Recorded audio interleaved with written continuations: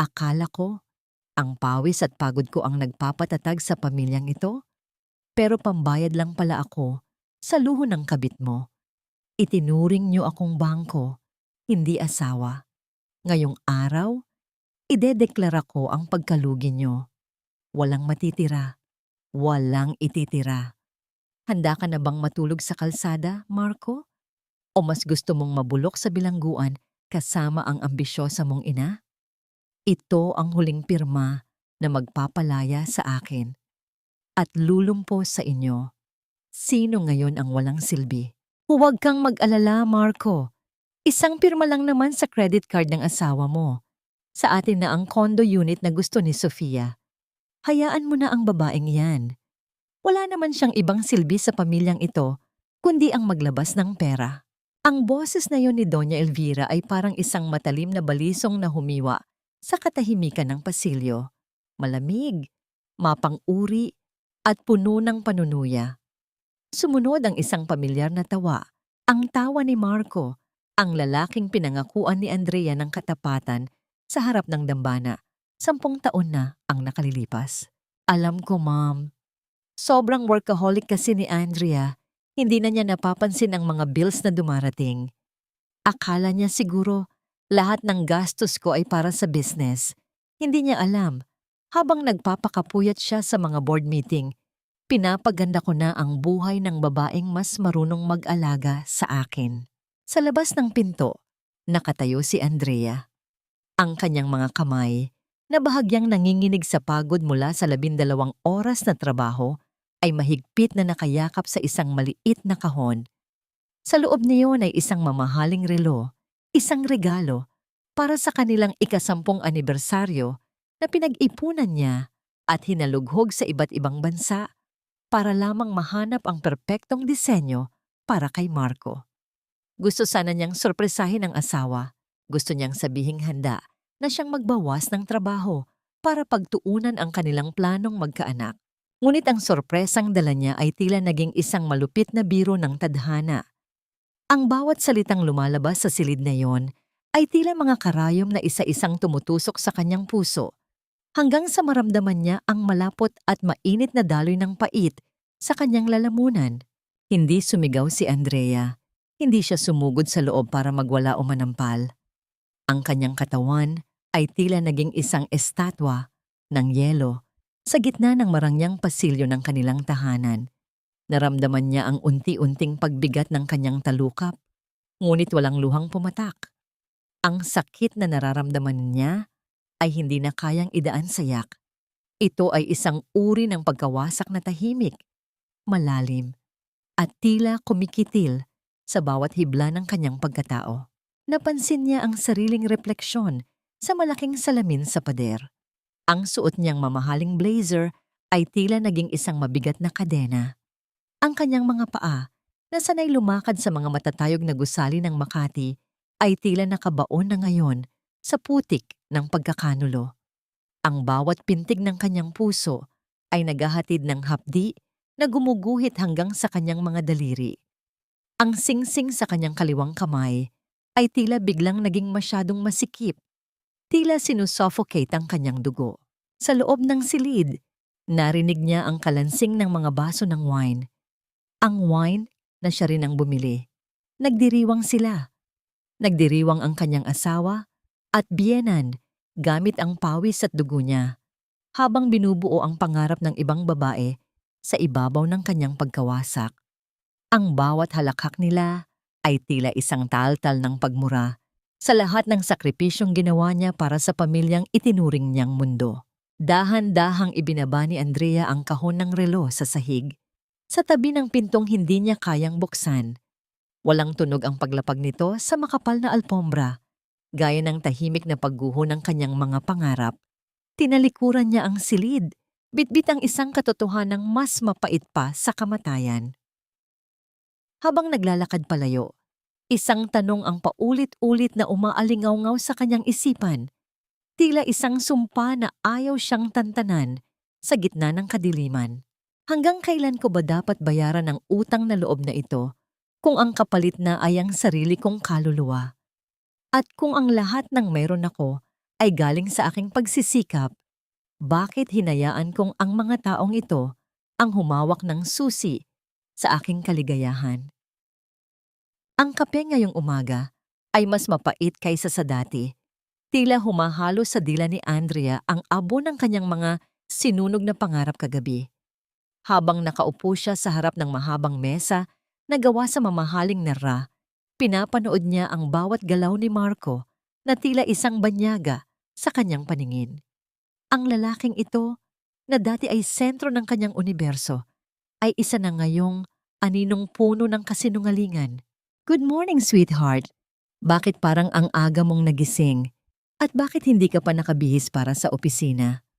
Ang boses ni Marco ay malambing, puno ng mapagkunwaring pag-aalala habang lumalapit ito para halikan siya sa pisngi. Naramdaman ni Andrea ang paninigas ng kanyang buong katawan. Ang bawat haplos ni Marco ay tila isang malalamig na kaliskis ng ahas na gumagapang sa kanyang balat. Kinuha niya ang kanyang tasa at humigop ng kape. Pilit na itinatago ang panginginig ng kanyang mga kamay sa ilalim ng mesa. Marami lang akong iniisip, Marco. Mga plano para sa hinaharap. Sagot ni Andrea sa boses na walang emosyon. Bagaman sa loob niya ay may namumuong bagyo. Eksakto namang bumaba si Doña Elvira mula sa engrandeng hagdanan. Suot ang kanyang silk robe na binili rin ni Andrea nung nakaraang Pasko. Ang bawat hakbang ng kanyang biyenan sa marmol na sahig ay tila isang pagtapak-tapak sa dignidad ni Andrea. Andrea, hiha, mabuti at nandito ka pa. Alam mo, medyo sumasakit ang likod ko nitong mga nakaraang araw. Baka kailangan ko nang bumalik sa spa para sa aking regular treatment. At nga pala, nabanggit sa akin ni Marco na kailangan niya ng karagdagang puhunan para sa bago niyang venture. Siyempre, bilang asawa, tungkulin mong suportahan ang pamilya. 'Di ba? Ani Doña Elvira habang humihila ng upuan ng may awtoridad. Tinitigan sila ni Andrea ng matagal. Napansin niya ang palitan ng makahulugang tingin ng mag-ina. Isang tingin na puno ng kasabikan. Tila mga buwitreng naghihintay na mahulog ang huling piraso ng karne mula sa kanyang mga buto. Tungkol diyan, Marco. Panimula ni Andrea. Inilapag ang tasa sa platito na lumikha ng isang mahinang tunog sa gitna ng katahimikan. Inihanda ko na ang pondo, pero bago ko ilipat ang pera, kailangan niyo munang pirmahan itong mga documents. Standard corporate procedure lang para sa auditing ng kumpanya. Inilabas ni Andrea ang ilang makakapal na papel mula sa kanyang bag. Ang totoo, ang mga papel na yon ay hindi simpleng auditing documents. Ang mga yon ay mga waiver at transfer of liability na unti-unting magtatanggal sa karapatan ni Marco sa anumang ari-arian ng pamilya kapag napatunayang may paglabag sa kanilang prenuptial agreement. Ang dami naman nito, sweetheart. Can't we just do this later? Alam mo namang busy ako sa pakikipag-meet sa mga suppliers ko. Reklamo ni Marco, ngunit bakas sa kanyang mata ang kislap ng kasakiman nang makita ang halagang nakasulat sa tseke na nakapatong sa ibabaw ng mga papeles. Marco, if you want the funds now, I need the signatures now. Hindi ba't sabi mo ay kailangan mo na ito para sa future natin? May diin ang pagkakasabi ni Andrea sa salitang future, isang palasong tumama sa konsensya ni Marco kung mayroon man siya nito. Walang pag-aalinlangang dinampot ni Marco ang panulat. Ang tunog ng pagkayod ng dulo ng ballpen sa papel ay tila musika sa pandinig ni Andrea. Ito ang tunog ng paghuhukay ni Marco sa sarili niyang libingan. Pagkatapos ay kinuha rin ni Doña Elvira ang panulat. Mabilis na lumagdan ng hindi man lang binabasa ang nilalaman ng maliit na letra sa ibaba. Dahil ang tanging nakikita niya ay ang luho na naghihintay sa kanya. Pagkatapos ng pirmahan, tumayo si Marco ng may malapad na ngiti, tila isang hari na muling nakakuha ng kanyang trono. Salamat, Andrea. You're the best.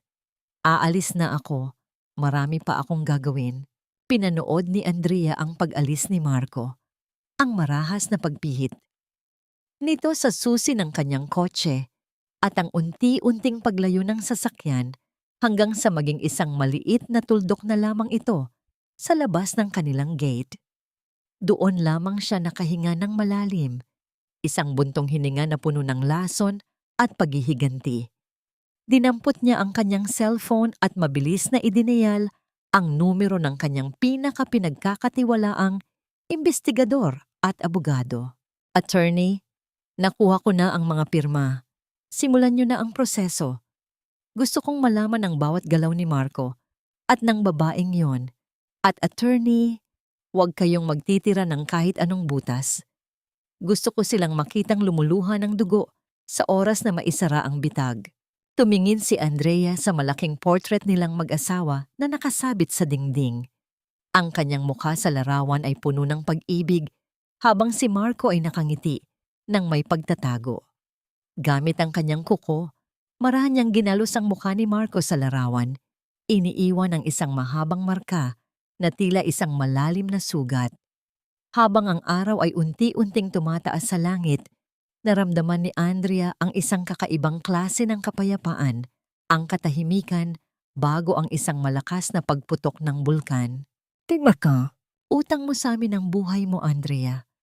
Huwag mong kakalimutan na kung hindi dahil sa pamilya ko, baka hanggang ngayon ay namamalimos ka pa rin sa kalsada, gaya ng nangyari sa ama mong namatay na walang dala. Ang boses ni Doña Elvira ay parang isang hagupit ng latigo na tumama sa likuran ni Andrea habang maingat niyang inaayos ang mga gamot ng kanyang biyenan sa ibabaw ng bedside table. Bawat tableta, bawat capsule na inilalagay niya sa loob ng lingguhang organizer ay simbolo ng 10 taon niyang pagsisilbi. Isang pag-aalaga na kailanman ay hindi kinilala bilang pagmamahal, kundi bilang isang obligasyon. Tumigil ang mga kamay ni Andrea. Naramdaman niya ang malamig na hapdi ng mga salitang iyon, mga salitang paulit-ulit na itinanim sa kanyang isipan mula noong 18 taong gulang pa lamang siya. Noong panahong bumagsak ang negosyo ng kanyang ama at naiwan siyang mag-isa sa mundo, si Doña Elvira ang nagbukas ng pinto. Ngunit sa bawat araw na lumilipas, napagtanto ni Andrea na ang pintong iyon ay hindi papasok sa isang tahanan, kundi sa isang gintong kulungan. Opo, ma'am. Alam ko po. Mahinang sagot ni Andrea. Ang kanyang tinig ay tila isang payapang lawa, ngunit sa ilalim niyon ay may malalalim na agos ng pait. Dahan-dahang isinara ni Andrea ang maliit na pinto ng medicine cabinet. Ang tunog ng paglapat ng kahoy sa magnetic latch ay tila isang pinal na tuldok sa isang mahabang pangungusap ng pagtitiis. Humarap siya kay Doña Elvira na noon ay abala sa pagtingin sa isang magazine ng mga alahas, tila hindi man lang nababahala sa bigat ng kanyang binitawang salita. Lumabas si Andrea mula sa silid at naglakad patungo sa kanyang sariling kwarto. Sa isang madilim na sulok ng kanyang closet, kinuha niya ang isang lumang notebook na may kupas na pabalat. Ito ang tanging alaala na naiwan ng kanyang ama. Binuklat niya ang mga pahina at tumigil sa isang listahan ng mga pangalan at numero. Doon, nakasulat ang halaga ng perang ipinahiram ng pamilya ni Marcos sa kanyang ama noong ito ay naghihingalo na. Sa loob ng 10 taon ng kanyang pagtatrabaho bilang CEO, higit pa sa triple ang naibalik ni Andrea sa pamilyang ito.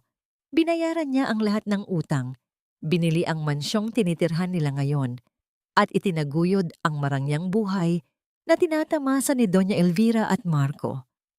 Ngunit sa paningin ng kanyang biyenan, ang utang na loob ay isang balon na walang katapusan ng lalim, isang tanikala na gagamitin nila hanggang sa huling patak ng kanyang dugo. Habang hinihimas niya ang gasgas na pabalat ng notebook, isang luma at tila nakalimutang litrato ang nalaglag mula sa pagitan ng mga pahina. Dinampot ito ni Andrea. Ang kanyang hininga ay tila tumigil nang makita ang imahe. Isa itong litrato ni Marco, 5 taon na ang nakalilipas sa isang out-of-town trip na sinabi nitong para sa business. Ngunit sa background ng litrato, nakatayo ang isang pamilyar na babae, Si Sofia, hindi ito isang bago at panandaliang pagkakamali. Ang panloloko ni Marco ay isang mahabang sining na matagal na nilang binuo sa likod ng kanyang likuran. Naramdaman ni Andrea ang pag-init ng kanyang mga mata, hindi dahil sa lungkot, kundi dahil sa matinding puot na tila gustong sumabog sa kanyang dibdib. Ang bawat sakripisyo niya, ang bawat gabing hindi siya nakatulog para lang mapalago ang kumpanya, ay ginamit lang nila para tustusan ang lihim na buhay ng kanyang asawa. Isang mahinang kaluskos ang narinig niya mula sa labas ng pinto. Mabilis niyang itinago ang litrato at ang notebook sa ilalim ng kanyang unan. Ang tunog ng mga yabag sa pasilyo ay papasok, mabibigat at kampante. Ito ang mga yabag ni Marco. Andrea, bakit nakapatay ang ilaw? May sorpresa ako sa'yo. Masayang boses ni Marco ang bumulaga sa kanya pagbukas ng pinto. Tumingin si Andrea sa dilim. Ang kanyang mga mata ay naniningkit sa puot na pilit niyang ikinukubli. Sa kanyang isipan, hindi na siya ang kawawang ulila na kinuha nila sa kalsada. Siya na ang magiging bagyong wawasak sa lahat ng kanilang itinatago. Ano yon, Marco? Tanong niya, habang ang kanyang puso ay tumitibok ng mabilis, tila isang tambol na naghuhudyat ng digmaan. Inilabas ni Marco ang isang maliit na velvet box, isang kwintas, para sa anibersaryo natin. Pasensya na kung medyo late, naging busy lang talaga ako. Nang buksan ni Marco ang box, ang kislap ng diamante ay tumama sa mukha ni Andrea.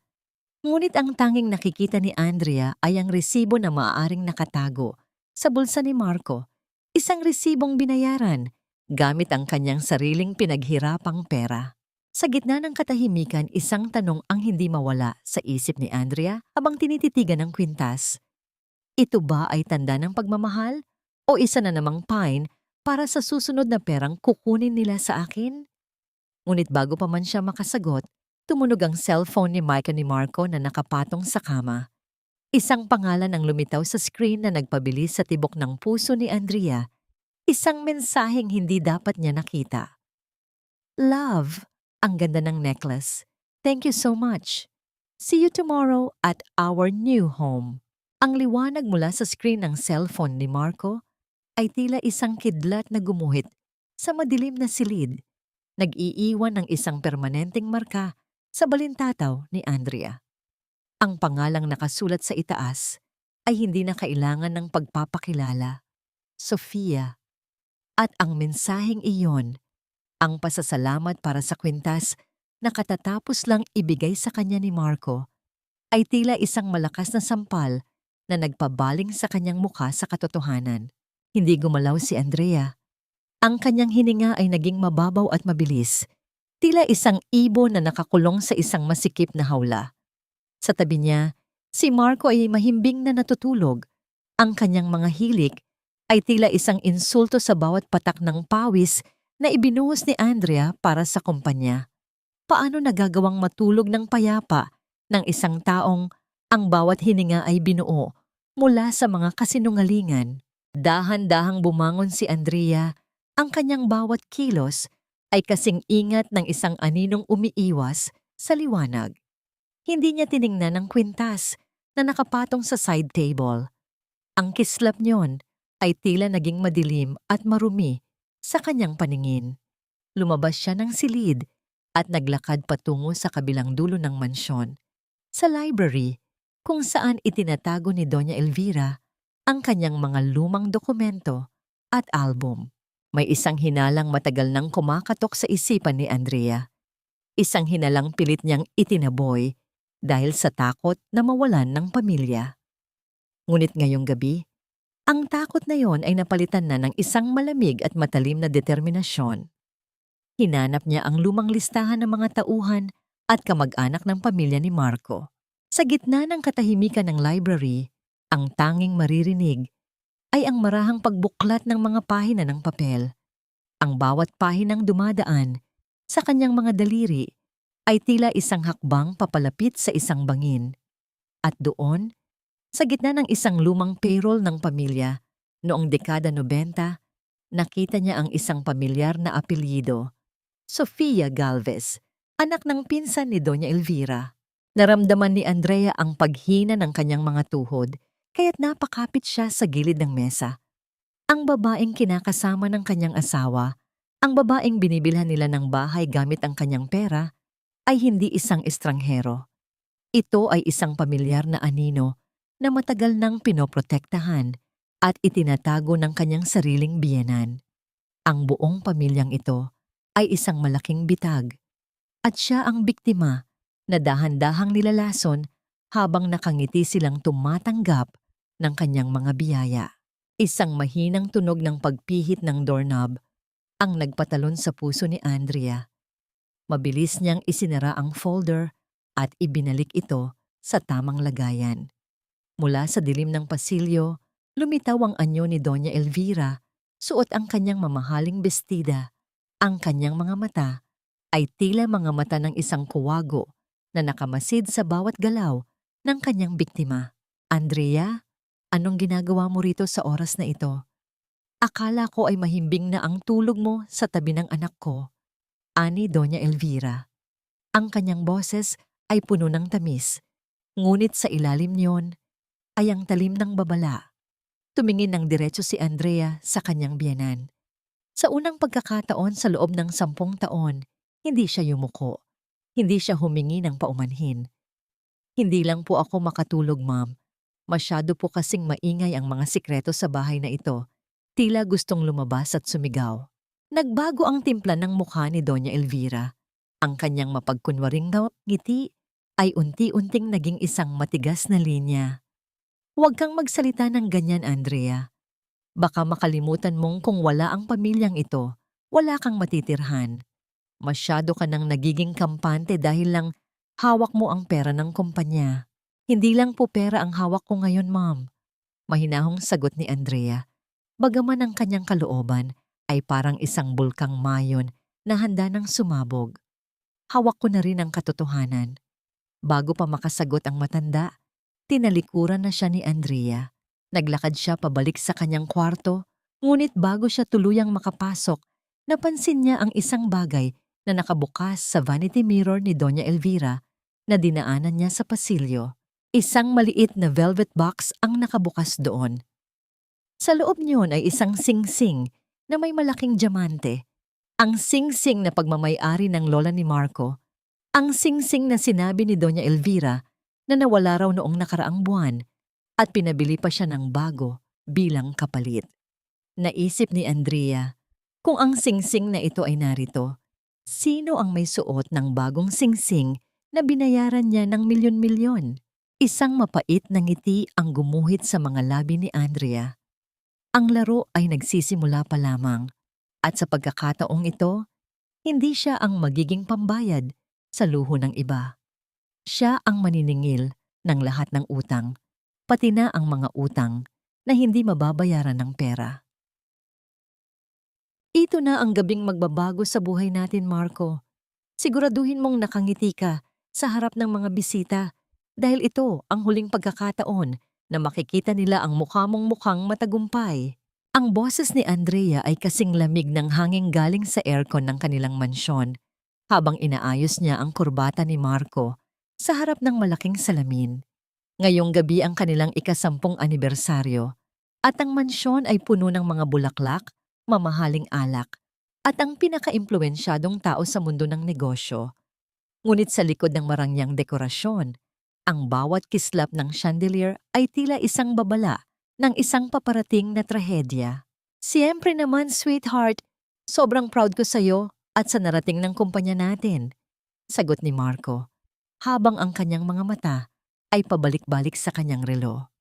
Alam ni Andrea na hindi ang anibersaryo ang iniisip nito, kundi ang oras ng pagkikita nila ni Sofia pagkatapos ng party para ibigay ang susi ng bagong kondo. Lumabas sila sa engrandeng hagdanan habang ang mga bisita ay nagsisipalakpakan. Ang tunog ng mga palad na nagtatama ay tila isang masakit na ritmo sa pandinig ni Andrea. Sa gilid, nakita niya si Doña Elvira na suot ang lahat ng kanyang mga alahas, tila isang reyna na naghahanda ng kunin ng korona mula sa kanyang manugang. Makinig kayong lahat. Panimula ni Andrea nang tumayo siya sa gitna ng entablado, hawak ang isang baso ng champagne. Ang liwanag ng spotlight ay tumama sa kanyang mukha, nagpapakita ng isang kagandahang puno ng pait. Ngayong gabi, hindi lang natin ipinagdiriwang ang 10 taon ng pagsasama namin ni Marco. Ipinagdiriwang din natin ang isang bagong simula. Nagpa siya akong ilagay ang lahat ng personal na ari-arian ko, pati na ang lahat ng accounts ng pamilya, sa ilalim ng isang strict family trust fund para sa seguridad ng ating kinabukasan. Nagkatinginan si Marco at Doña Elvira. Ang kanilang mga ngiti ay tila nag-frozen sa kanilang mga mukha.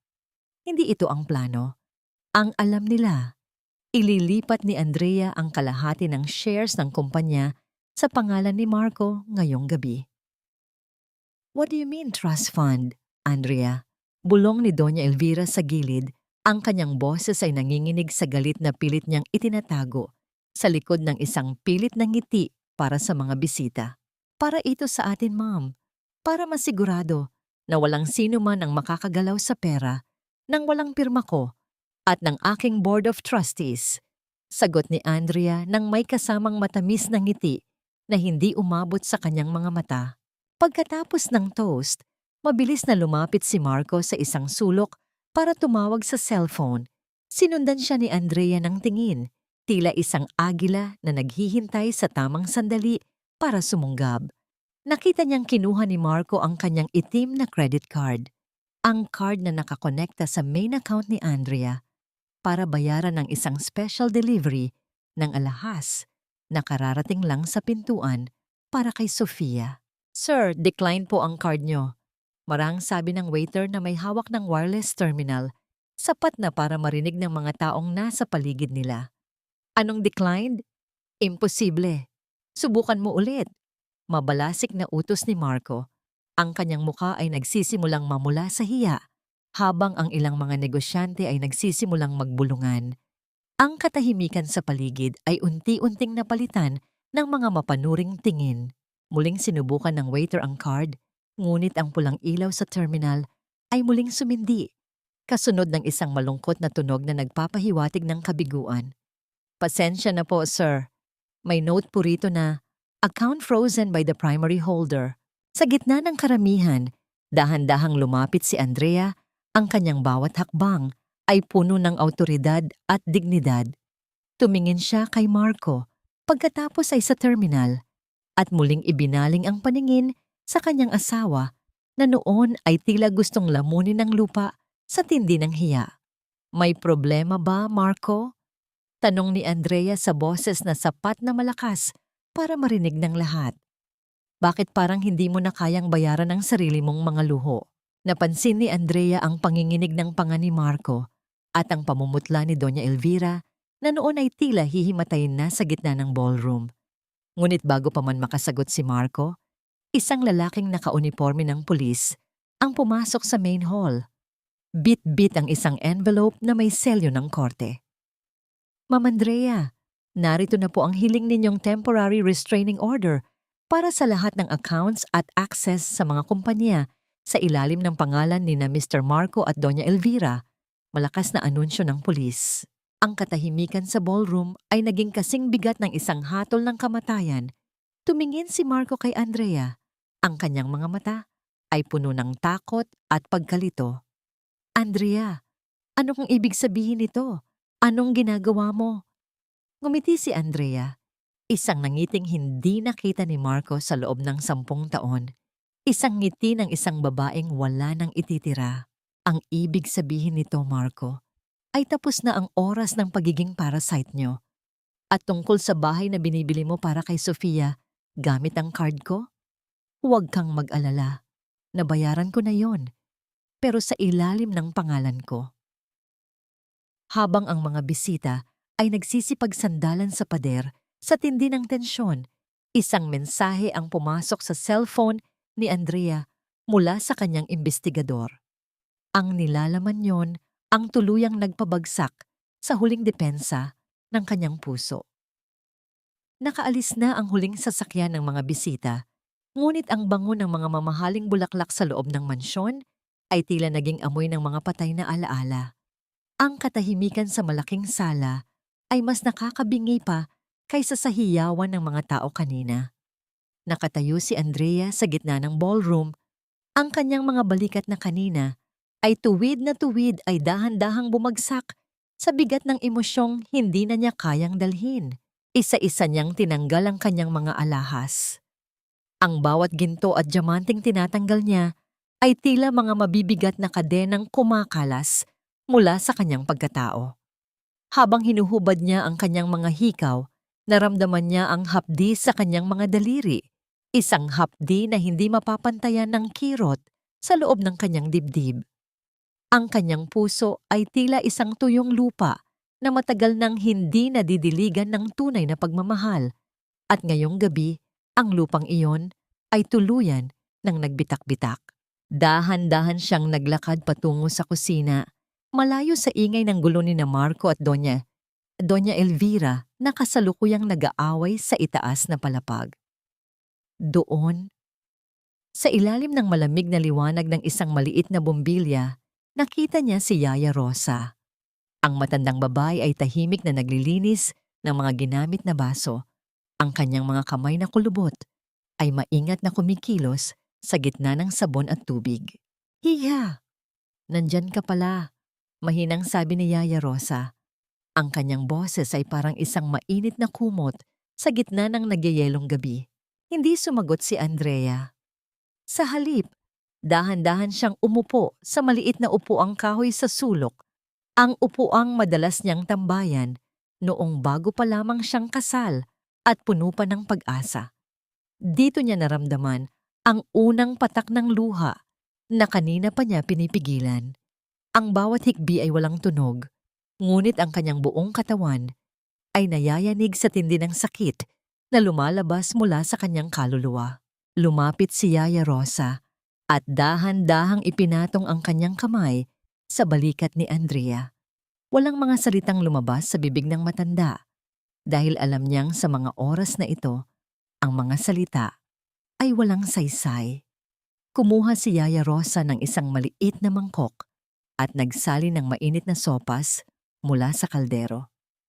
Ang usok niyon ay dahan-dahang humahalo sa hangin, nagdadala ng amoy ng luyang sariwa at pagmamahal na walang hinihintay na kapalit. "Kumain ka muna, anak. Alam kong pagod na ang loob mo," bulong ni Yaya Rosa habang inilalapag ang mangkok sa harap ni Andrea. Hinawakan ni Andrea ang kutsara. Ang init niyon ay gumapang sa kanyang mga palad. Sa bawat higop niya ng mainit na sabaw, tila unti-unting natutunaw ang yelo sa kanyang puso.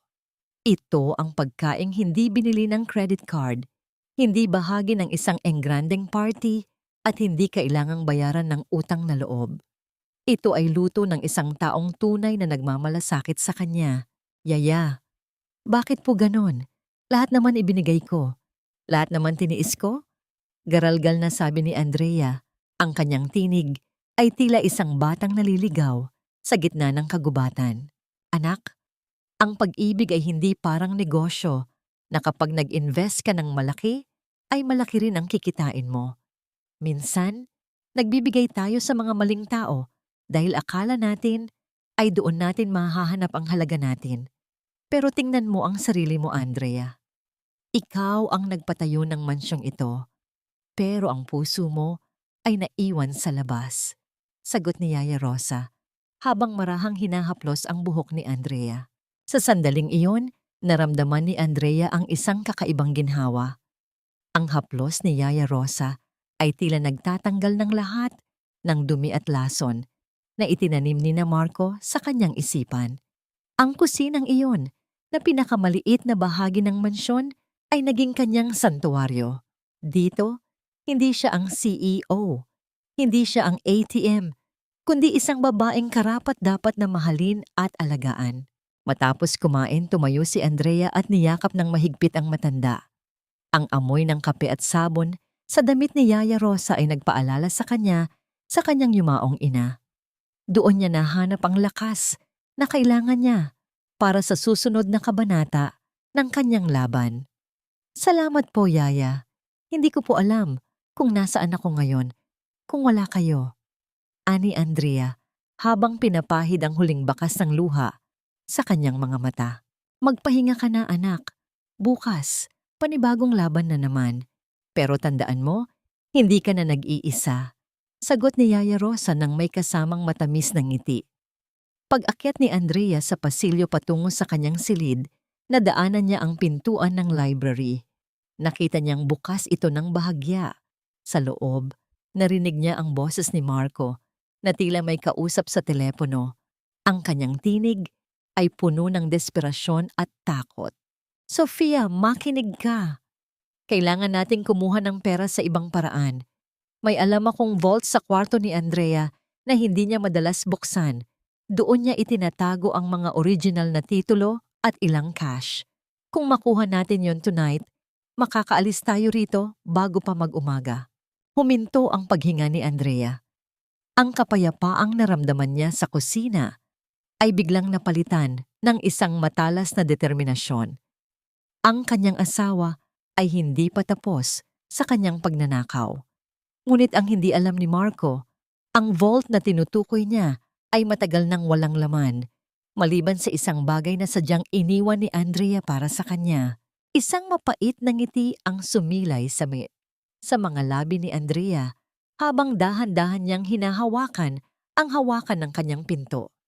Sa kanyang isipan, isang bagong plano ang nabuo, isang planong hindi lamang kukuha ng pera, kundi kukuha ng huling piraso ng kalayaan ni Marco. Ang sikat ng araw na tumatama sa mga bintana ng mansyon ay tila hindi na nagdadala ng init, kundi isang maputlang liwanag na naglalantad sa bawat lamat ng kanilang pagkatao. Maagang umalis si Andrea. Hindi siya nag-iwan ng sulat, hindi rin siya nag-iwan ng bakas, maliban sa isang malamig na tasa ng kape sa mesa na wala ng usok. Ang kanyang pag-alis ay tila isang banayad na hangin bago ang isang malakas na dilubyo. Samantala, si Marco ay nagising na may kasabikan sa kanyang mga mata. Sa kanyang isipan, ang gabi ay isang maliit na sagabal lamang na kaya niyang ayusin sa pamamagitan ng kanyang matatamis na salita. Mabilis siyang nag-ayos, suot ang kanyang pinakamahal na suit at kinuha ang susi ng kanyang sports car. Balak niyang pumunta sa opisina ni Andrea para makipag-ayos. Isang euphemismo para sa paghingi muli ng access sa kanilang mga account. Ngunit ang unang hagupit ay dumating nang subukan niyang buhayin ang makina ng kanyang sasakyan. Ang mahinang pag-ugong ng kuryente sa dashboard ay agad na napalitan ng isang pulang babala. Sa screen, ang kanyang fingerprint access ay tinanggihan. Sinubukan niya muli. Ang kanyang mga daliri ay nanginginig na sa inis. Ngunit ang sasakyan ay nanatiling tahimik at tila isang mamahaling piraso ng bakal na walang silbi. Ano ba to? Pati ba naman ang kotse ko? Bulyaw ni Marco sa loob ng garahe. Ang tunog ng kanyang boses ay bumalik sa kanya bilang isang mahinang echo. Tila pinagtatawanan ang kanyang kawalan ng kapangyarihan. Napilitan siyang mag-commute. Isang bagay na hindi niya ginawa sa loob ng 10 taon. Ang init ng kalsada, ang siksikan ng mga tao, at ang amoy ng usok ay tila mga sampal sa kanyang muka. Pagdating niya sa tapat ng nagtataasang gusali ng kumpanya ni Andrea, ang kanyang paghinga ay mabilis at puno ng galit. Humakbang siya patungo sa malaking pintuang bubog na automatikong bumubukas para sa kanya noon. Ngunit bago pa man siya makalapit, 2 lalaking nakauniporme ng security ang humarang sa kanyang daan. Ang kanilang mga mukha ay kasing tigas ng semento. Sir Marco, bawal po kayong pumasok. Ani ng head security sa boses na walang bahid ng pag-aalinlangan. Anong bawal? Hindi niyo ba ako kilala? Ako ang asawa ng CEO niyo. Tumabi kayo kung ayaw niyo mawalan ng trabaho. Sigaw ni Marco, dahilan para mapatingin ang mga empleyadong papasok pa lamang. Ang bulong-bulungan ay mabilis na kumalat sa lobby, gaya ng apoy sa tuyong damo. May order po kami mula sa Board of Directors at kay Ma'am Andrea. Ang inyong access card ay deactivated na at kayo ay itinuturing ng persona non grata sa loob ng gusaling ito. Sagot ng gwardiya habang marahang ipinapakita ang isang dokumentong may litrato ni Marco. Ang hiyang naramdaman ni Marco ay tila isang apoy na sumunog sa kanyang balat. Ang mga taong dati ay yumuyukod sa kanya ay ngayon ay nakatingin nang may halong awa at pangungutya. Sa kabilang dulo ng lobby, nakita niya si Andrea na pababa mula sa elevator. Nakatayo ito ng tuwid. Ang kanyang mukha ay kasing linis ng kristal at ang kanyang bawat hakbang ay puno ng dignidad. Nagkatinginan sila sa pagitan ng makapal na salamin. Walang galit sa mga mata ni Andrea, kundi isang malalim na kawalan, isang uri ng katahimikan na mas nakakatakot kaysa sa anumang sigaw. Hindi siya huminto, hindi rin siya lumingon nang lagpasan niya ang kinaroroonan ni Marco. Para kay Andrea, ang lalaking nasa labas ng pinto ay isa na lamang estranghero na humihingi ng limos sa isang saradong pintuan. Eksakto namang tumunog ang cellphone tawa ni Marco sa loob ng kanyang bulsa. Isang text message mula kay Andrea ang bumulaga sa kanya. Ang bawat letra ay tila isang matalim na kutsilyo na humihiwa sa huling hibla ng kanyang pag-asa. Welcome to the real world, my dear husband. Ang buhay na tinamasa mo ay isang pautang na hindi mo nabayaran ng katapatan. Ngayong araw, ang lahat ng kinuha mo sa akin ay babawiin ko ng may interes. Huwag mo nang subukang bumalik sa mansyon. Ang mga gamit mo ay nasa labas na ng gate, sa loob ng mga plastic bag na kasing mura ng iyong dangal. Nabitawan ni Marco ang kanyang telepono. Ang tunog ng pagbagsak ng device sa matigas na sahig ay tila ang huling tunog ng kanyang marangyang buhay. Sa gitna ng mataong kalsada, nakatayo ang isang lalaking dati ay akala niya ay hari ng mundo. Ngunit ngayon ay wala ng kahit isang sentimo para bayaran ang kanyang susunod na pagkain. Habang pinapanood ni Andrea ang sasakyan niyang papalayo mula sa lobby, naramdaman niya ang isang bahagyang kirot sa kanyang dibdib.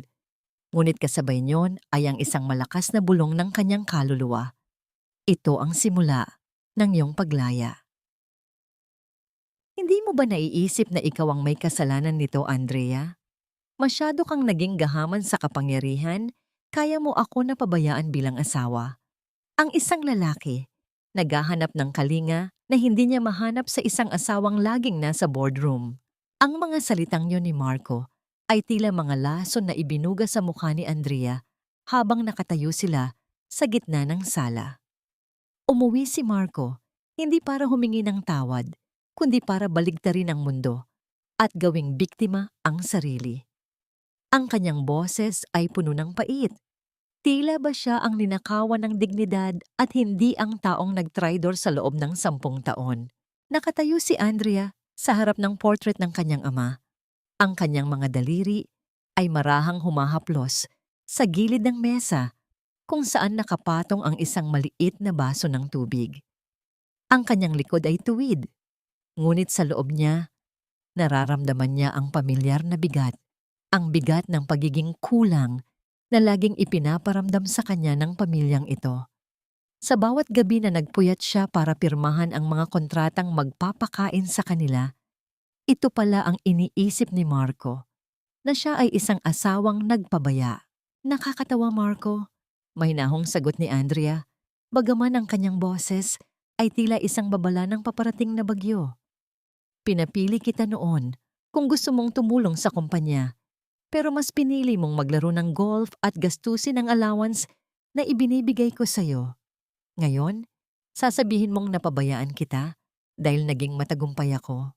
Eksakto namang pumasok si Doña Elvira mula sa pasilyo, sapo-sapo ang kanyang dibdib at tila hirap na hirap sa paghinga. Ang kanyang mga mata ay puno ng luha na tila ensayado na para sa isang madamdaming eksena.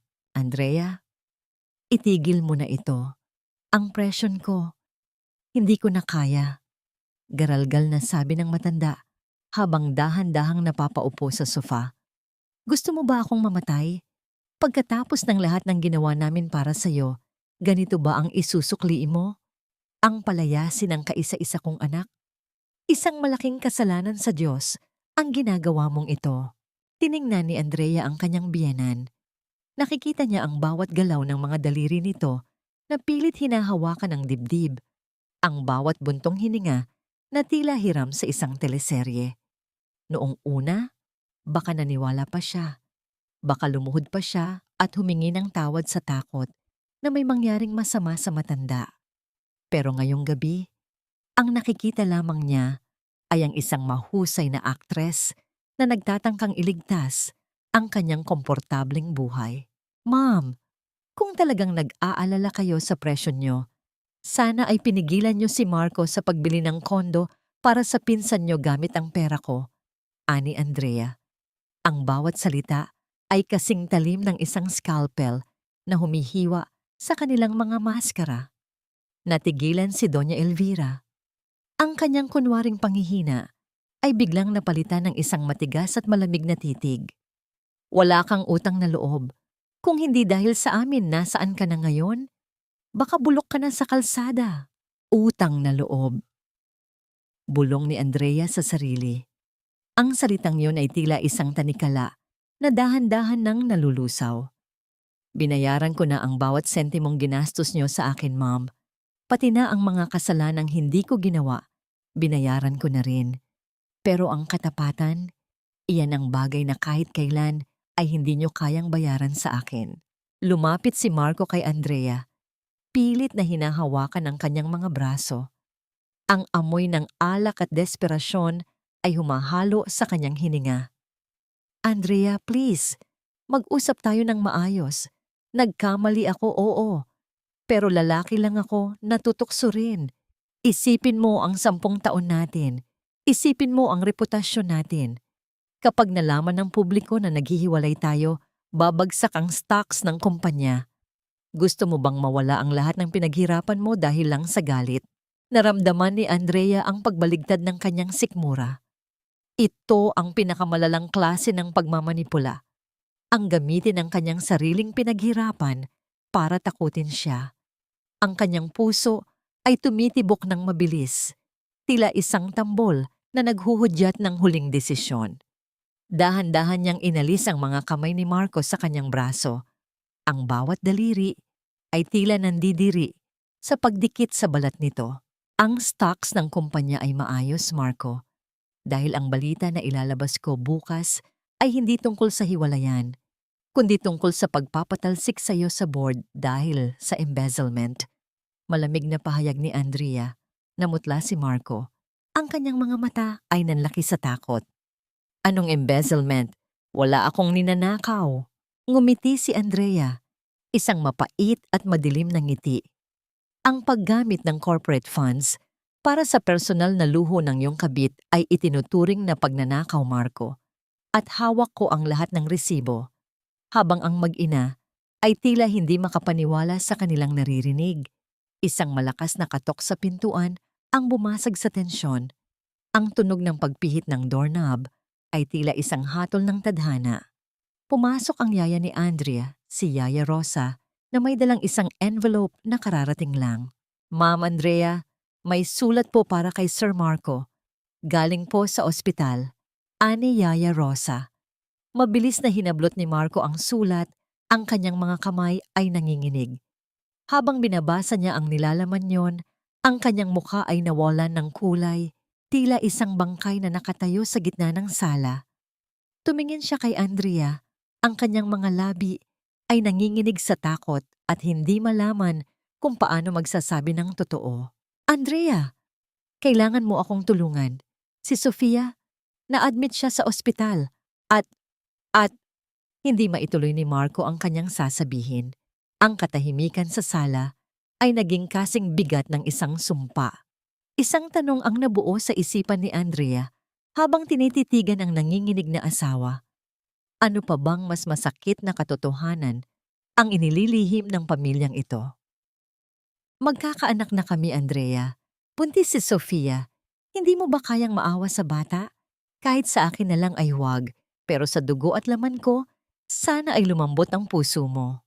Ang boses ni Marcos sa loob ng malamig na silid ng ospital ay tila isang basag na plaka, paulit-ulit at puno ng desperasyon.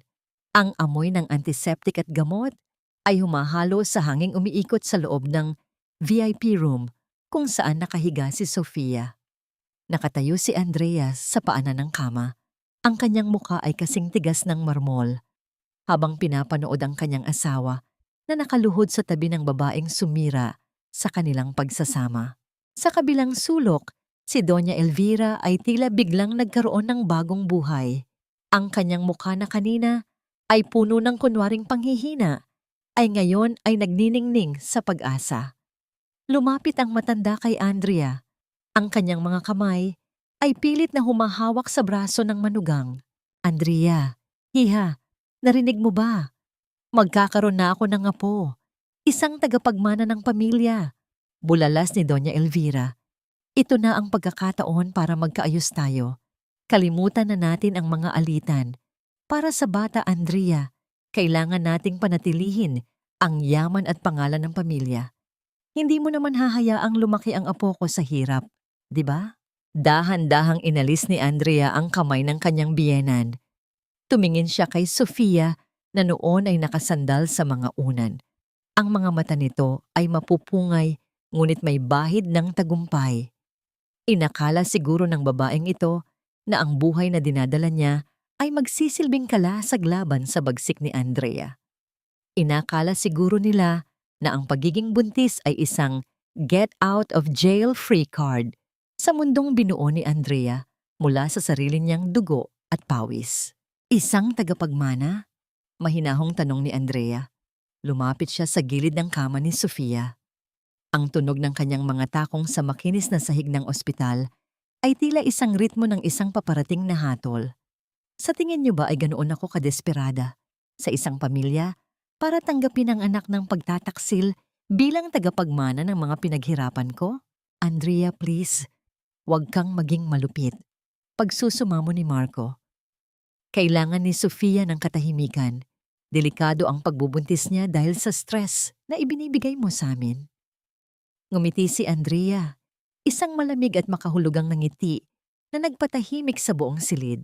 Inilabas niya mula sa kanyang bag ang isang asul na folder, ang resulta ng background check na ipinagawa niya noon pang nakaraang linggo. Stress, Marco? O ang stress na baka malaman niyo ang totoo? Inilapag ni Andrea ang folder sa ibabaw ng tiyan ni Sofia, isang kilos na puno ng pambabastos sa sitwasyon ng babae. Narito ang listahan ng lahat ng medical records ni Sofia mula sa kabilang ospital sa probinsya. At narito rin ang record ng pakikipagkita niya sa dati niyang kasintahan na kalalabas lang ng kulungan noong nakaraang buwan.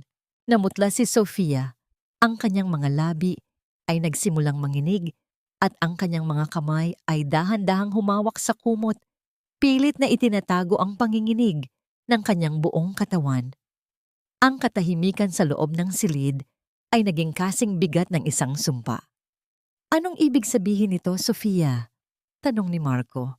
Ang kanyang boses ay puno ng pagkalito at nagsisimulang mamuong galit. Marco, huwag kang maniwala sa kanya.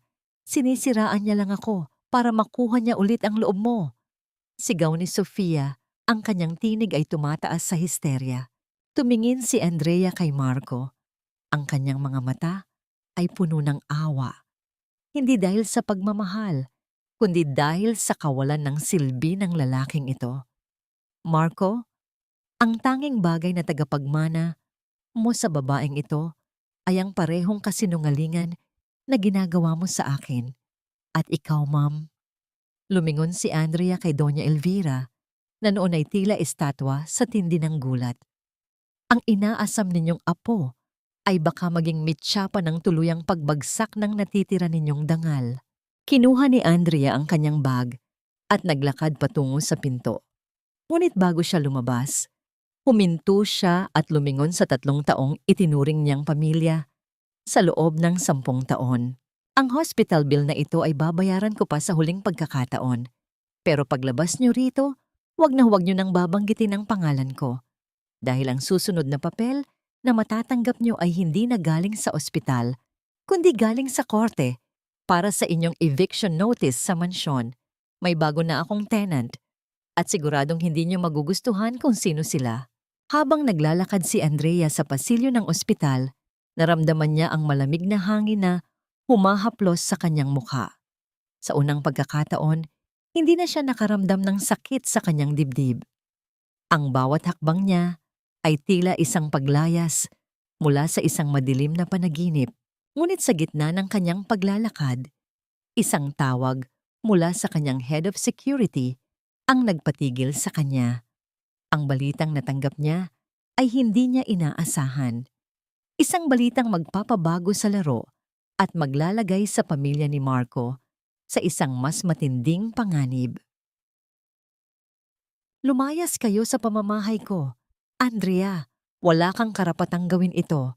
Ako ang reyna ng mansyong ito bago ka pa dumating na parang isang basang sisiw sa aming pintuan. Ang sigaw ni Doña Elvira ay pumailan lang sa engrandeng sala. Ang kanyang boses ay nanginginig sa halo-halong galit at takot. Habang nakatayo siya sa harap ng malaking hagdanan, ang kanyang mga kamay ay mahigpit na nakakapit sa isang estatwang kristal. Tila ba ito ang huling piraso ng kapangyarihang natitira sa kanya? Ngunit ang bawat salita niya ay tila mga tuyong dahon na mabilis na tinatangay ng hangin, walang saysay at walang bigat sa harap ng mga lalaking nakauniporme na kasalukuyang naglalagay ng mga dilaw na tape sa paligid ng mga mamahaling kasangkapan. Nakatayo si Andrea sa may pintuan. Ang kanyang anyo ay kasing tikas ng isang kolumna ng katedral. Ang kanyang mga mata ay walang emosyong nakamasid sa bao na nangyayari sa loob ng kanyang dating tahanan. Sa kanyang tabi ay isang sheriff na may hawak na makakapal na dokumento, ang hatol na magtatapos sa pananatili ng mga parasite sa loob ng kanyang kaharian. Ma'am, hindi na ito ang mansyon niyo, mahinahong sabi ni Andrea. Ang kanyang tinig ay tila isang malamig na agos ng tubig na dahan-dahang lumulunod sa apoy ng galit ni Elvira.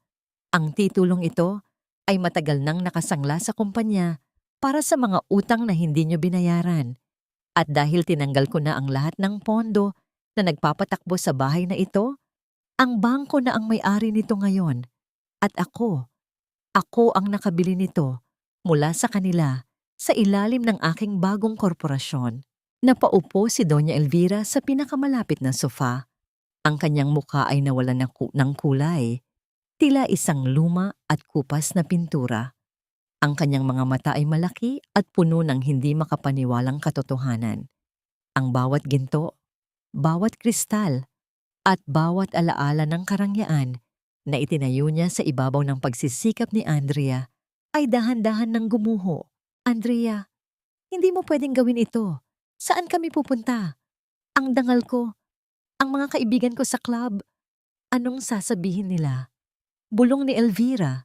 Ang kanyang boses ay tila isang mahinang ihip ng hangin na nawalan ng lakas. Dumating si Marco mula sa itaas. Bit-bit ang isang malaking maleta na pilit niyang isinasara. Ang kanyang buhok ay gulo-gulo at ang kanyang suit ay gusot-gusot. Malayo sa imahe ng isang matagumpay na negosyante na ipinaparada niya noon. Nang makita niya si Andrea, ang kanyang mga mata ay naningkit sa poot. Masaya ka na ba, Andrea? Ang sarili mong pamilya, ginagawa mong palaboy sa kalsada? Sigaw ni Marco, habang ang kanyang boses ay pumipiyok sa tindi ng emosyon. Tumingin si Andrea sa kanyang asawa at sa pagkakataong ito, naramdaman niya ang huling hibla ng pagmamahal na tuluyan ng naputol.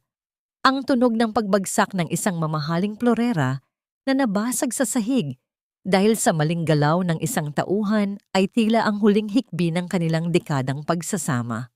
Marco, ang pamilya ay hindi nagtataksil. Ang pamilya ay hindi nagnanakaw. Ang pamilya ay hindi pumapatay sa kaluluwa ng isa't isa. Sagot ni Andrea. Ang mayroon tayo ay hindi pamilya. Ito ay isang negosyo kung saan kayo ang naging lugi. Inutusan ni Andrea ang mga tauhan na dalhin ang mga gamit ni Marcos sa labas. Isa-isang inilabas ang mga branded na sapatos ang mga designer bags ni Elvira at ang mga mamahaling kagamitan na hindi naman nila kayang bayaran kung wala si Andrea. Habang pinapanood niya ang bawat gamit na inilalabas, napansin ni Andrea ang isang maliit na bagay sa sahig.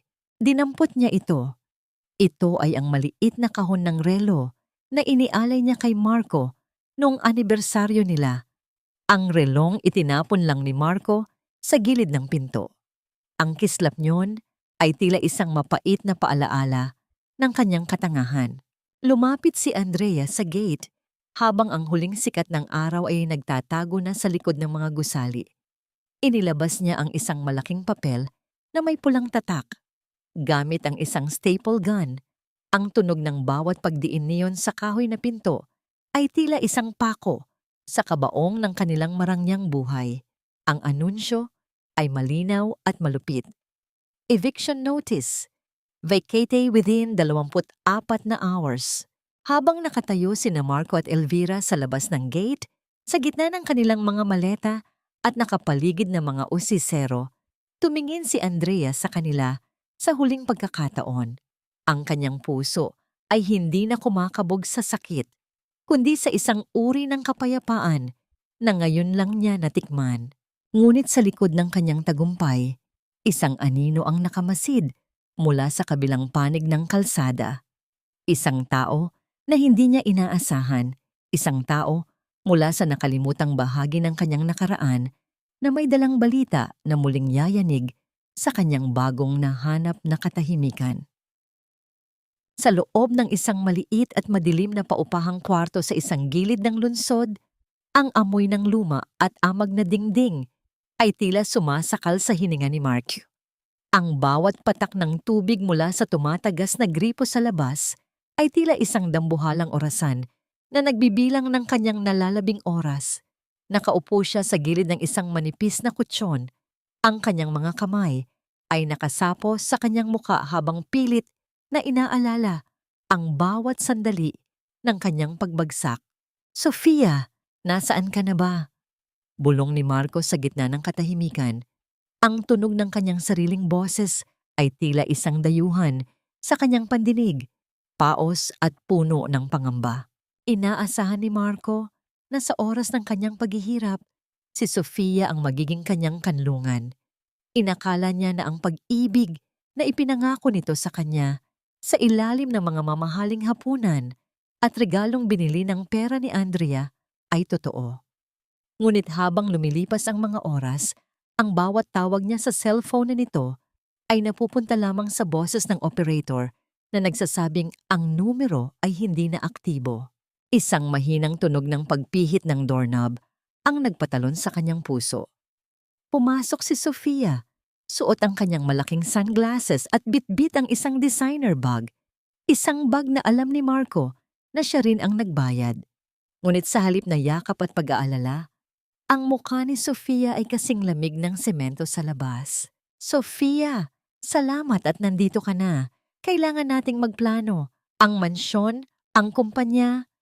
Kinuha na lahat ni Andra, pero meron pa tayong matitira, di ba? Ang alahas na ibinigay ko sa'yo, pwede nating ibenta para makapagsimula ulit." Mabilis na sabi ni Marco habang lumalapit sa babae. Ngunit bago pa man niya mahawakan ang braso nito, marahas na tumalikod si Sofia.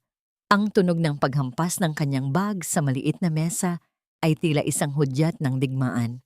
"Magsimula ulit, Marco? Saan? Dito sa maliit na butas na ito na amoy imburnal?" Tanong ni Sofia.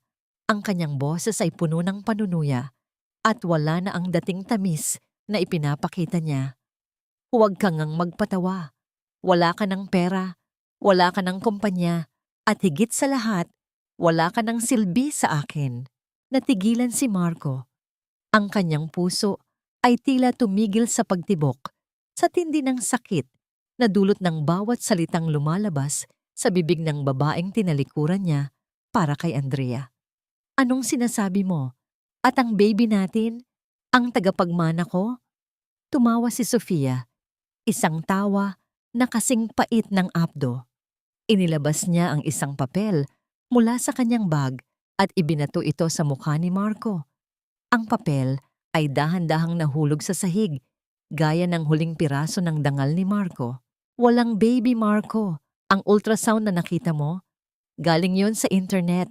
Isang palabas lang yon para makuha ko ang kondo at ang lahat ng perang pwede kong makuha bago ka itaboy ng asawa mo.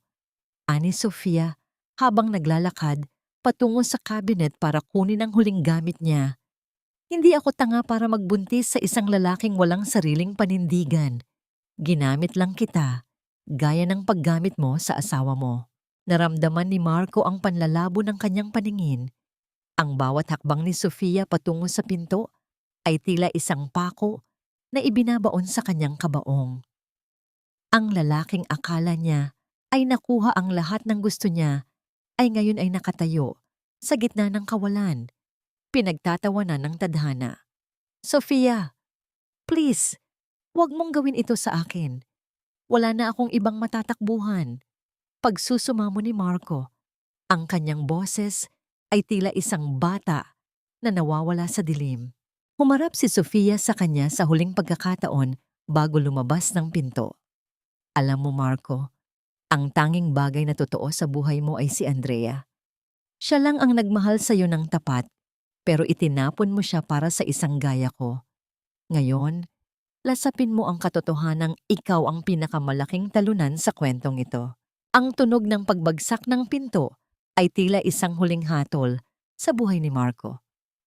Nakatayo siya sa gitna ng madilim na kwarto. Ang tanging kasama ay ang amoy ng murang pabango ni Sofia na dahan-dahan ng kumukupas. Sa labas, nagsimulang pumatak ang ulan. Ang bawat butil niyon sa bubong na yero ay tila mga luha ng pagsisisi na hindi na mababawi. Naisip ni Marco ang mukha ni Andrea, ang kanyang ngiti, ang kanyang kalinga, at ang 10 taon ng kanilang buhay na itinapon niya para sa isang ilusyon. Napaluhod siya sa malamig na sahig. Ang kanyang bawat hikbi ay walang tunog, ngunit sapat para yanigin ang kanyang buong pagkatao. Sa gitna ng kanyang pagluha, isang pamilyar na tunog ang narinig niya mula sa ilalim ng kama. Isang maliit na recorder na nakatago doon. Ang boses na lumabas doon ay kasing lamig ng gabi. Ngayong alam mo na ang pakiramdam ng mawalan, Marco. Handa ka na bang harapin ang susunod kong regalo? Hindi iyan sa iyo, Marco. Walang kahit anong bahagi ng sasakyang yan ang binayaran mo ng sarili mong pawis. Ang bawat gulong, ang bawat upuan, pati na ang amoy ng bagong balat nito ay galing sa bawat gabing hindi ako nakatulog para lang mapalago ang kumpanyang kinukupitan mo. Ang boses ni Andrea ay kasing lamig ng hanging umiihip sa gitna ng mataong kalsada ng Makati. Nakatayo siya sa gilid ng kalsada, ang kanyang suot na puting trench coat ay tila isang baluti ng kadalisayan sa gitna ng madungis na usok ng lungsod. Sa harap niya, isang malaking truck ang dahan-dahang nagbababa ng mga bakal na rampa nito. Ang tunog ng mga kadenang bakal na tumatama sa semento ay tila isang nakakangilong ritmo ng paghuhukom. Nakatayo si Marco sa tapat ng kanyang sports car. Ang mga kamay ay nakataas na, tila sinusubukang pigilan ang hindi maiiwasan. Ang kanyang mukha ay puno ng pawis at ang kanyang mga mata ay nanlilisik sa galit na may halong desperasyon. Andrea, maawa ka naman. Ito na lang ang natitira sa akin. Paano ako makakapunta sa mga meetings ko kung wala akong sasakyan? Gusto mo ba akong magmukhang basahan sa harap ng mga kliyente natin? Sigaw ni Marco. Ang kanyang tinig ay tumataas sa histerya habang ang mga tao sa paligid ay nagsisimulang huminto at manood. Tumingin si Andrea sa sasakyan, ang makinang na itim na kotse na iniregalo niya kay Marco noong nakaraang kaarawan nito. Naalala niya ang tuwa sa mukha ni Marco noon, ang mga yakap na akala niya ay tapat, at ang mga pangakong sabay nilang lalakbayin ang mundo. Ngunit ngayon, ang kislap ng pintura niyon ay tila isang paalaala ng isang malaking pagkakamali. Wala ka na ng kliyente, Marco, at wala ka na ring kumpanya, mahinahong sagot ni Andrea. Itinaas niya ang kanyang kamay, isang hudyat para sa mga tauhan ng kumpanya Nasimulan ang paghila sa sasakyan. Ang tunog ng makina ng truck habang hinihila nito ang sports car paakyat sa likuran nito ay tila isang mahabang hikbi ng isang pangarap na tuluyan ng natapo. Pinanood ni Marco ang kanyang paboritong sasakyan habang dahan-dahan itong nawawala sa kanyang paningin lulan ng truck na dadaan sa gitna ng trapiko. Ang kanyang mga balikat ay dahan-dahang bumagsak at ang kanyang mukha ay naging kasing putla ng papel. Ang bawat luho na naging pagkatao niya sa loob ng 10 taon ay isa-isang binabawi.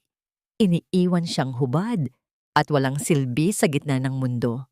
Matapos ang eksena sa kalsada, dumiretso si Andrea sa isang maliit at lumang pawn shop sa sulok ng isang eskinita sa Quiapo.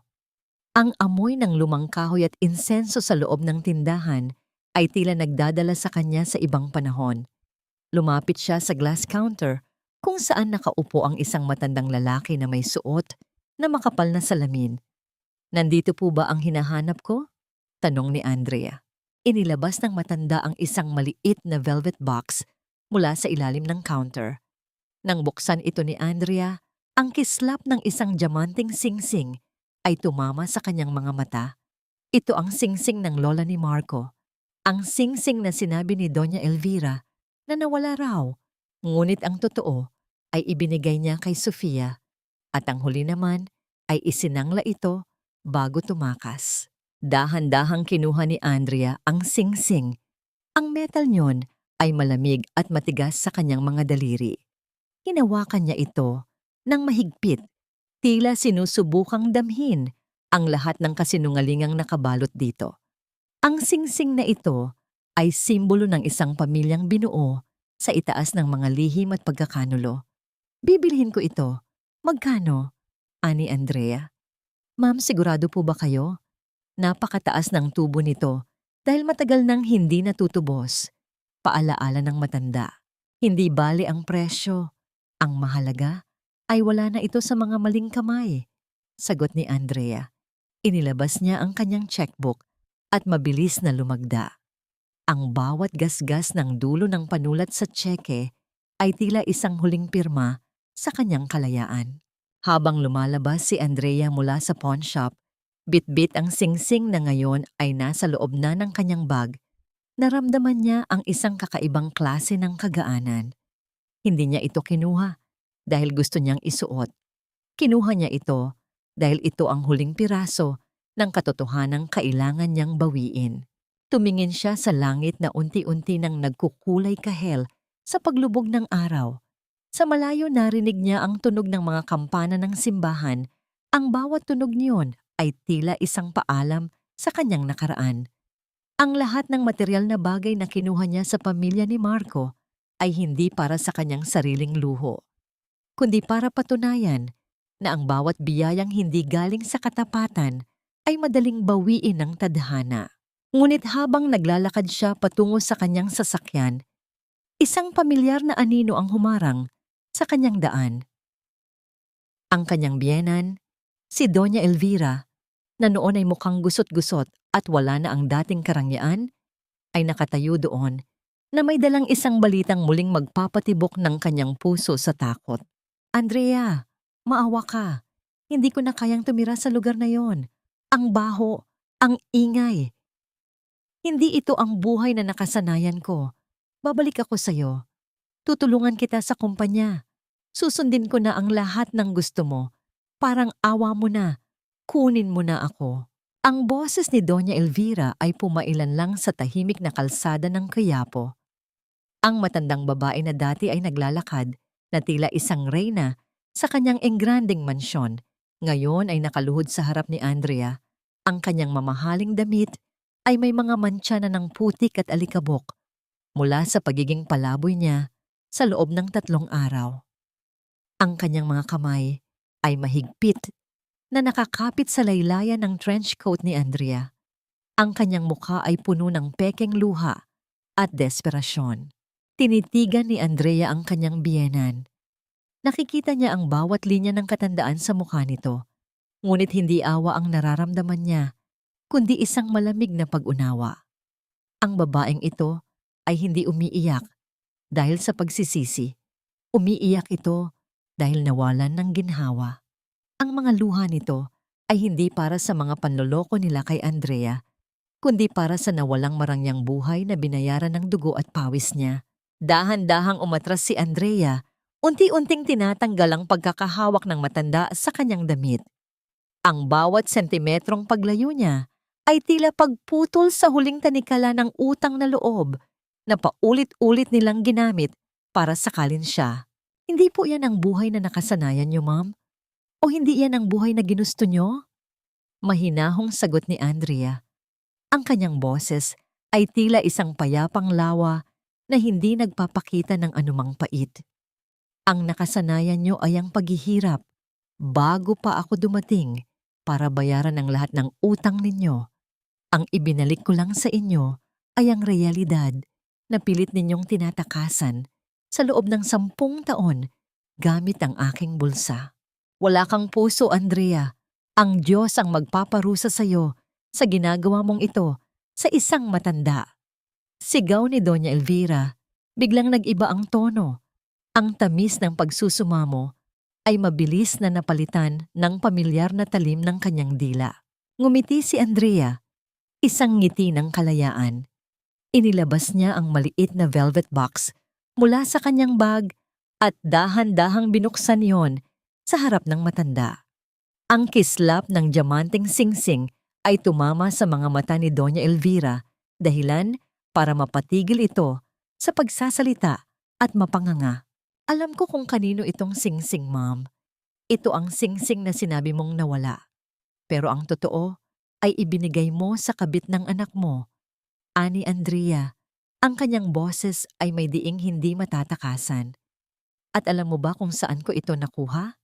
Sa isinanla ng babaeng pinagkatiwalaan ninyo, yung babaeng sinabi mong magbibigay sa iyo ng apo na magmamana ng yaman ko. Namutla si Doña Elvira. Ang kanyang mga mata ay pabalik-balik sa singsing at kay Andrea. Ang tunog ng mga tricycle na dumadaan sa likuran nila ay tila nagpapabingi sa kanya habang unti-unting bumabagsak ang huling piraso ng kanyang kasinungalingan. Wala na siyang mukhang maihaharap. Ang sarili niyang plano ay bumalik at sumampal sa kanya. Ang tadhana ang nagparusa sa inyo, hindi ako. Patuloy ni Andrea habang isinasara ang kahon. Ang mahinang lagitik ng pagsara ng takip ay tila isang pinal na hatol. Ngayon, bumalik na kayo sa tondo, sa bahay na inupahan ni Marco para sa inyo. Iyon na lang ang huling lugar kung saan hindi pa kayo lubos na kilala bilang mga magnanakaw ng tiwala. Tumalikod si Andrea at naglakad patungo sa kanyang naghihintay na sasakyan. Ang bawat hakbang niya ay magaan, tila ba naiwan niya na ang lahat ng bigat sa tabi ng kalye. Pagkapasok niya sa kotse, pinanood niya sa salamin kung paano dahan-dahang tumayo si Doña Elvira, mag-isang naglalakad pabalik sa lugar na ayaw nitong balikan. Kinabukasan, sa isang madilim at masukal na kalye sa tondo, ang amoy ng kanal at usok mula sa inihaw na bituka ay tila isang bagong bilangguan para kay Marco. Nakaupo siya sa isang maliit na bangkito sa labas ng kanilang inuupahang kwarto. Nakatingin siya sa kawalan ng may biglang humintong isang motorsiklo sa kanyang harapan. Isang lalaking may dalang malaking sobre ang lumapit. "Ikaw ba si Marco? May padala sa'yo," ani ng lalaki habang inaabot ang sobre. Dali-daling binuksan ni Marco ang sobre, umaasang baka may tulong pinansyal na dumating mula sa isang kaibigan. Ngunit nang makita niya ang nilalaman, tila bumagsak ang kanyang buong mundo. Ang papel ay hindi naglalaman ng tseke. Ito ay isang formal na notice of annulment at isang pinal na dokumento mula sa korte na nag-aalis sa kanya ng anumang karapatan bilang asawa ni Andrea. Kasama ang lahat ng ebidensya ng kanyang pagnanakaw sa kumpanya. Nabitawan ni Marco ang papel. Ang mga salita sa dokumento ay tila mga anay na kumakain sa kanyang kaluluwa. Sa ilalim ng huling pahina, may isang nakasulat na mensahe gamit ang kamay ni Andrea. "Nangako ako sa harap ng altar na sasamahan kita sa hirap at ginhawa." Ngunit hindi ko ipinangako na bubuhatin ko ang konsensyang matagal mo nang pinatay. Malaya ka na, Marco. Malaya ka nang mabuhay sa kawalan. Habang ang simoy ng hangin sa tondo ay nagdadala ng alikabok sa kanyang mukha, naramdaman ni Marco ang isang matinding pagsisisi na hindi na kailanman masasagot. Nawala niya ang tanging taong totoo sa kanya dahil mas pinili niya ang isang pangarap na itinayo sa itaas ng kasinungalingan. Ang opisina ni Andrea sa ika-30 palapag ng gusali ay tahimik, tila isang santuwaryo na matagal nang naghihintay ng kapayapaan. Ang sikat ng araw ay dumadaloy sa malaking salamin, nagbibigay ng ginintuang kulay sa buong silid. Nakaupo siya sa kanyang desk, ngunit hindi na siya nakatingin sa mga financial report. Ang kanyang mga mata ay nakapako sa huling papel na kailangan niyang pirmahan, ang huling hakbang bago tuluyang maputol ang lahat ng ugnayan niya kay Marco. Ang bawat linya sa kontrata ay pamilyar na sa kanya, ngunit ngayon, wala na ang hapdi na nararamdaman niya noong una. Ang kanyang kamay ay matatag habang isinusulat niya ang kanyang pangalan sa dulo ng dokumento. Ang dulo ng panulat na kumakayod sa papel ay tila nagpapahiwatig ng paglaya, isang musika ng pagsisimula ng bagong kabanata. Matapos niyang pirmahan ang dokumento, ipinasok niya iyon sa isang envelope at iniabot sa kanyang abogado na naghihintay sa harap ng kanyang desk. Ayan na po, attorney. Naisagawa na natin ang lahat, ani Andrea nang may ngiti. Ang kanyang boses ay malinaw, walang halong pag-aalinlangan. Makakaasa po kayo, ma'am. Ipadadala ko na po ito sa korte agad-agad. At tungkol doon sa Foundation for Abused Women, naayos na rin po namin ang papeles. 50% ng inyong ipinasang assets mula sa joint accounts nyo dati ay formal nang naibigay sa kanila bilang donasyon. Sagot ng abogado bago magbigay galang at umalis. Pinanood ni Andrea ang paglabas ng abogado. Ang mga asset na dating pinaghirapan niya at nilustay ni Marco ay ngayon ay magsisilbing tulong sa mga babaeng dumaan din sa parehong kadiliman. Hindi lamang niya ibinalik ang sariling kapayapaan, kundi inalayan din niya ng pag-asa ang mga hindi makalaban. Tumayo siya mula sa kanyang silya at naglakad patungo sa malaking bintana. Ang buong lungsod ng Makati ay nagmumukhang maliliit na kahon mula sa taas. Wala nang galit sa puso niya, wala nang panunumbat. Ang pamilyang minsan niyang tinuring na mundo ay isa na lamang alaala, isang leksyon na natutunan niya sa pinakamasakit na paraan. Maya-maya pa, isang mahinang pagkatok ang narinig mula sa pinto. Pumasok si Yaya Rosa, bitbit ang isang tray ng kape at ilang pandesal. Ang matanda ay may ngiti sa mga labi. Ang kanyang presensya ay tila nagdadala ng liwanag sa kahit na anong madilim na araw. Hija, nagdala ako ng kape. Kailangan mo yatang mag-relax ngayon, ani Yaya Rosa, habang inilalapag ang tray sa maliit na lamesa. Lumapit si Andrea at niyakap ang matanda. Ang amoy ng kape at ang pamilyar na yakap ni Yaya Rosa ay tila nagpakalma sa kanyang diwa. Salamat, Yaya. Para na po kayong anghel na ipinadala para bantayan ako. Nandito lang ako lagi para sa iyo, anak.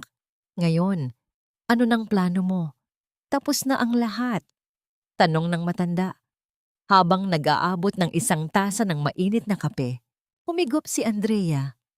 Ang pait at tamis ng kape ay tila sumisimbolo sa kanyang buhay. Tumingin siya kay Yaya Rosa. Ang kanyang mga mata ay puno ng determinasyon at pag-asa. Magpapahinga muna ako, Yaya. Magbabakasyon ako ng matagal, marahil sa probinsya o sa ibang bansa. At pagbalik ko, sisimulan ko ang mga pangarap na matagal ko nang itinabi dahil sa pag-aakala na ang kaligayahan ng iba ay kaligayahan ko na rin. Ngayon, ang unahin ko naman ay ang sarili ko. Nang hapong iyon, habang pababa siya sa elevator, nakasabay niya ang isang bagong kliyente, isang tahimik na lalaking may mapayapang ngiti na nag-alok na pindutin ang floor number para sa kanya.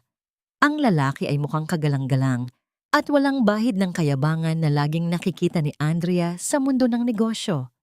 Salamat! Tipid ng ngiti ni Andrea. No problem, miss. Magandang araw para magsimula. 'Di ba? Sagot ng lalaki na may seryoso ngunit mabait na tono. Nagulat si Andrea sa simpleng tanong.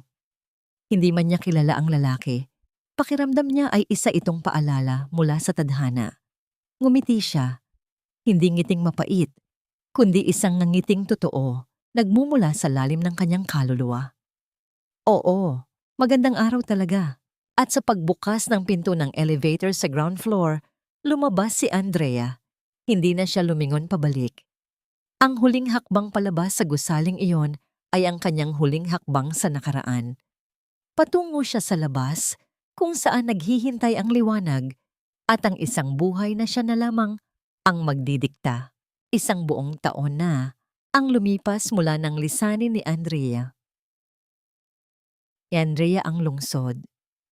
Sa isang maliit na bayan sa Palawan, malayo sa ingay ng trapiko at taas ng mga gusali sa Makati, nakatayo ang isang simpleng bahay na gawa sa kahoy at salamin. Ang bahay ay napapaligiran ng mga puno ng mangga at isang hardin ng mga puting rosas na mismong si Andrea ang nagtanim. Ang simoy ng hangin na nagmumula sa dagat ay banayad na humahaplos sa kanyang muka habang nakaupo siya sa balkonahe, umiinom ng mainit na tsa.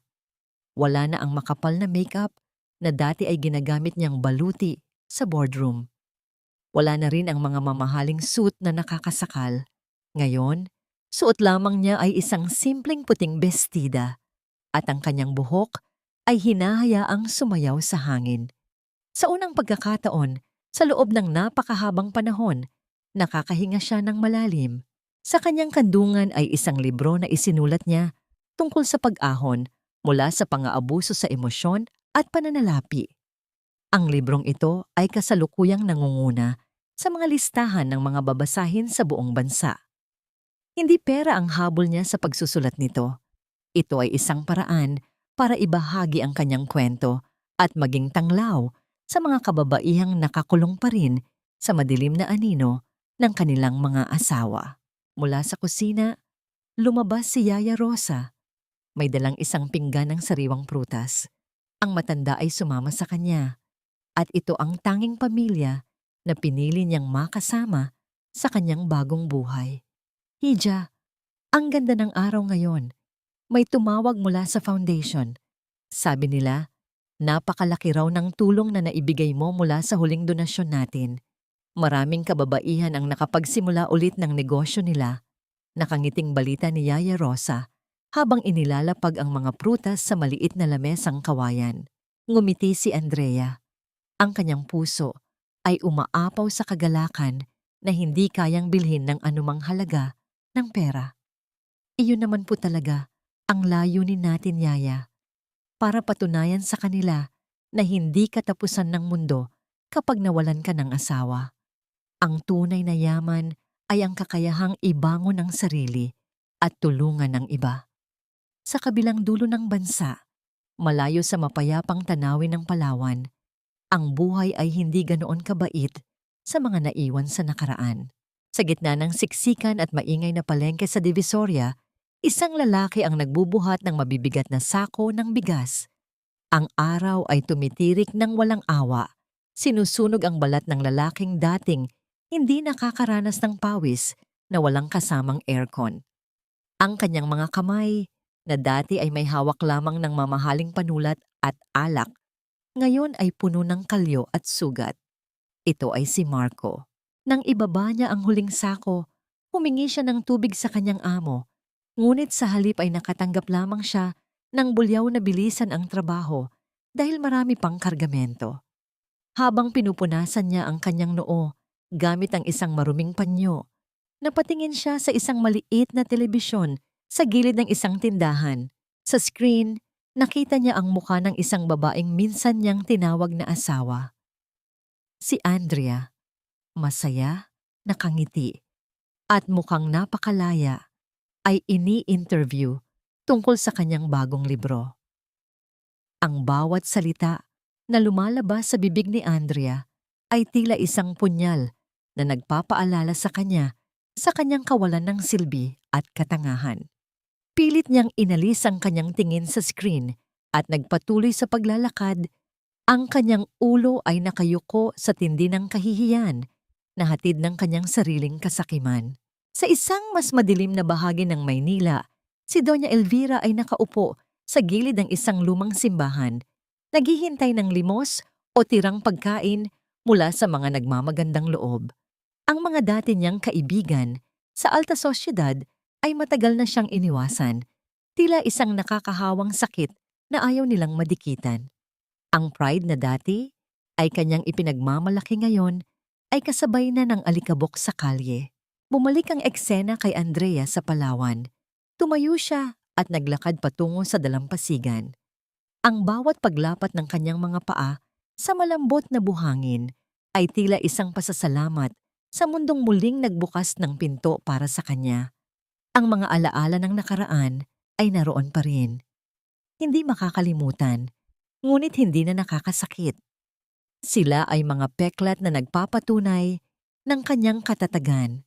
Habang pinagmamasdan niya ang paglubog ng araw na nagkukulay ginto at rosas sa kalangitan, naramdaman ni Andrea na ang lahat ng luha, lahat ng sakit, at lahat ng paghihiganti ay naging makabuluhan. Nakita niya ang kanyang sarili hindi bilang isang biktima, kundi bilang isang matagumpay na mandirigma. Isang simpleng bulaklak ng sampagitan na nalaglag mula sa isang puno ay nahulog sa kanyang balikat. Kinuha niya ito, inamoy ang tamis niyon, at dahan-dahang inihagis sa dagat. Ang bulaklak ay tinangay ng alon, palayo at palaya. Eksakto kung ano siya ngayon. At sa sandaling iyon, alam niyang ang kanyang kwento ay hindi tungkol sa mga taong nanakit sa kanya, kundi tungkol sa babaeng natutong mahalin ang kanyang sarili, higit pa sa lahat ng perang maaari niyang kitain.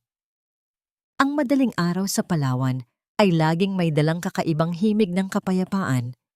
Naglalakad si Andrea sa pampang. Ang mga paa ay nakalapat sa malamig na buhangin habang ang banayad na simoy ng dagat ay humahaplos sa kanyang mukha. Wala nang nag-aapura. Wala nang orasan na nagdidikta ng kanyang halaga. Ang tanging nararamdaman niya ay ang pintig ng isang pusong naghihilom. Isang katanungan ang madalas ibato sa kanya ng mga taong nakabasa ng kanyang kwento, lalo na ng mga kababaihang humihingi ng payo mula sa kanya. Napatawad na ba niya ang mga taong sumira sa kanyang tiwala? Habang pinagmamasdan niya ang malawak na karagatan, isang payapang ngiti ang gumuhit sa kanyang mga labi. Oo. Napatawad na niya sina Marco at Doña Elvira, ngunit ang pagpapatawad na yon ay hindi nangangahulugan ng pagbabalik o paglimot sa kanilang ginawa. Ang pagpapatawad para kay Andrea ay ang pagbibitaw sa galit na matagal na naging lason sa kanyang dugo. Pinatawad niya ang mga ito hindi dahil karapat-dapat sila, kundi dahil karapat-dapat siya sa isang pusong malaya at walang dalang bigat mula sa nakaraan. Ang hindi pagpatawad ay pagpayag na patuloy silang manirahan sa kanyang isipan at hindi na niya ibibigay sa kanila ang kapangyarihang yon. Sa wakas, nahanap na niya ang tunay na kapayapaan. Ang katahimikan ng kanyang isip sa bawat paggising ay hindi na mabibili ng kahit anong halaga. Ang bahay niya ay hindi na kasing laki ng mansyon sa Makati, ngunit ito ay puno ng init, respeto at pagmamahal sa sarili. Hindi na niya kailangan ng isang lalaki o isang pamilya na magpapatunay ng kanyang halaga dahil napatunayan na niya sa buong mundo at sa kanyang sarili na buo siya kahit nag-iisa. Sa bawat kababaihang nakikinig, sa bawat asawa na nagtitiis sa dilim, at sa bawat inang ibinibigay ang lahat hanggang sa maubos, isang malinaw na aral ang iniiwan ni Andrea. Ang tunay na yaman ng isang babae ay hindi nasusukat sa laman ng kanyang pitaka o sa ganda ng apelyidong nakadugtong sa kanyang pangalan. Ito ay nasa kanyang dangal. Huwag mong hayaang maging bilangguan ang utang na loob. Huwag mong sunugin ang iyong sarili para lamang magbigay ng liwanag sa mga taong sadyang nagbubulag-bulagan sa iyong mga sakripisyo. Ang tunay na pag-ibig ay hindi binibili, hindi inuutang, at lalong hindi isinusumbat. At kung dumating man ang araw na piliin mong umalis at magsimula muli, tandaan mong hindi ito kahinaan. Ang pagpili sa sariling kapayapaan ay ang pinakamatapang na laban na maaari mong ipanalo. Humarap si Andrea sa pagsikat ng araw. Ang ginintuang liwanag niyon ay tila isang korona na ipinatong sa kanyang ulo ng mismong kalikasan. Huminga siya ng malalim, ang kanyang mga mata ay nagniningning sa walang hanggang pag-asa. Tapos na ang gabi. At ang umagang ito, at ang lahat ng umagang darating, ay buong-buong pag-aari na niya.